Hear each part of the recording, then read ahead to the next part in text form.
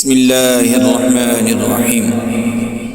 لم يكن الذين كفروا من أهل الكتاب والمشركين منفكين حتى تأتيهم البينة، رسول من الله يتلو صحفا مطهرة فيها كتب قيمة، وما تفرق الذين أوتوا الكتاب إلا من بعد ما جاءتهم البينة، وما أمروا إلا ليعبدوا الله مخلصين له الدين حنفاء ويقيموا الصلاة ويؤتوا الزكاة وذلك دين القيمة.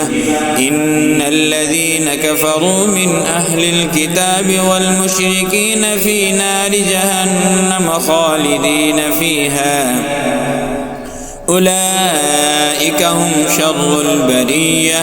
إن الذين آمنوا وعملوا الصالحات أولئك هم خير البرية، جزاؤهم عند ربهم جنات عدن تجري من تحتها الأنهار خالدين فيها أبدا، رضي الله عنهم ورضوا عنه، ذلك لمن خشي ربه.